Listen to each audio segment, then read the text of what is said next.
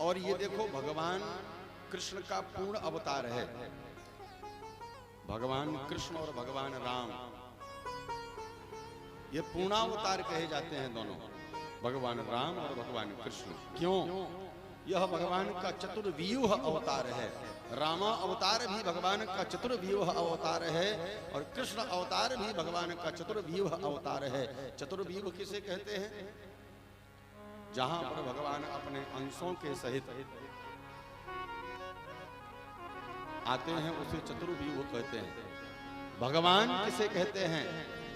जहां अनंत ज्ञान है, अनंत बल है, अनंत तेज है, अनंत ऐश्वर्य है,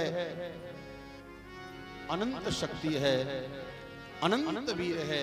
प्यारे, ये सब जिसमें अनंत हैं वह सच्चिदानंद स्वरूप है, वह भगवान है।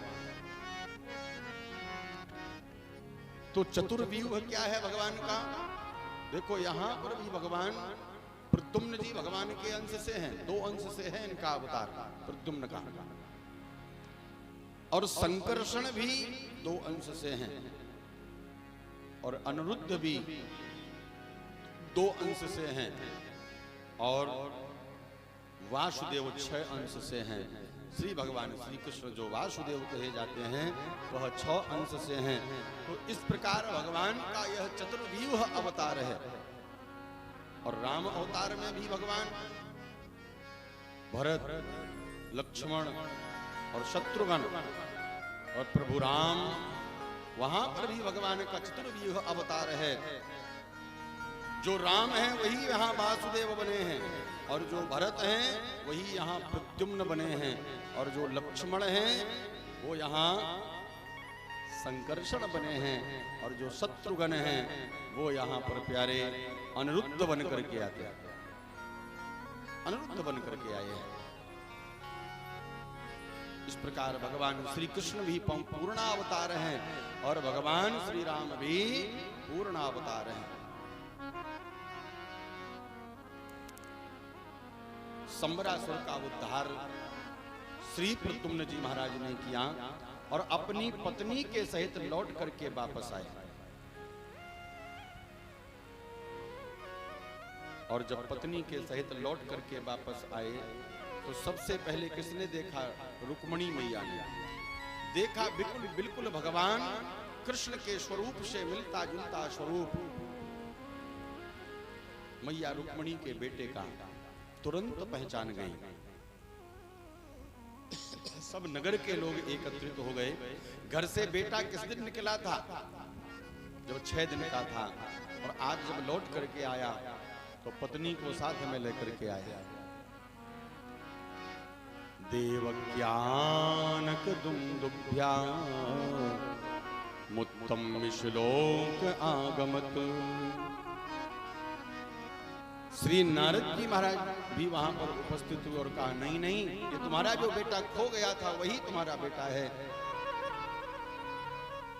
और सबने बड़ा उत्सव मनाया। पूरे द्वारिका में आनंद से सब झूम उठे, सबने उत्सव मनाया। और इसके बाद भगवान का बेटा आ गया, भगवान की बहू आ गई और तब भी भगवान के विवाह होते जा रहे हैं। सत्राजित नाम के राजा थे। महाराज सत्राजित ने सूर्य भगवान की उपासना करी, समंतक मणि को प्राप्त किया। इस समंतक मणि में एक गुण था, यह 8 भार सोना नित्य दिया करती थी और इसमें सूर्य के जैसा प्रकाश था। भगवान ने एक सभा बुलाई, सुधर्मा सभा। उस सभा में सभी सभासद उपस्थित हुए तो महाराज सत्राजित को भी वहां बुलाया गया। सत्राजित भी वहां पर पहुंचे। लेकिन सत्राजित के पहुंचते ही वहां पर अद्भुत प्रकाश पहुंच गया। सत्राजित के पहुंचने से पहले उस मणि में जो आभा थी, जो अद्भुत प्रकाश था, वो प्रकाश वहां पर पहुंच गया। अब उस अद्भुत प्रकाश को देख करके सब सभासद खड़े हो गए कि क्या साक्षात सूर्य नारायण भगवान आ रहे हैं।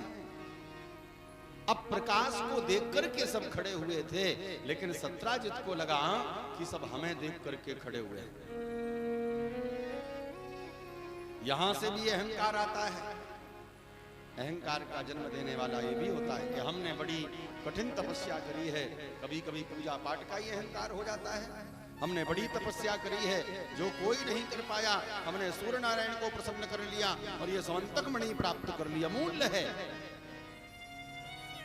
और देखो तो सब मेरा इसी कारण से स्वागत कर रहे हैं। सत्राजित का स्वागत नहीं कर रहे थे प्यारे, उस मणि के अद्भुत प्रकाश को देख करके सब खड़े हुए थे, लेकिन सत्राजित को लगा कि सब मेरा आदर कर रहे हैं, मेरा सम्मान कर रहे हैं।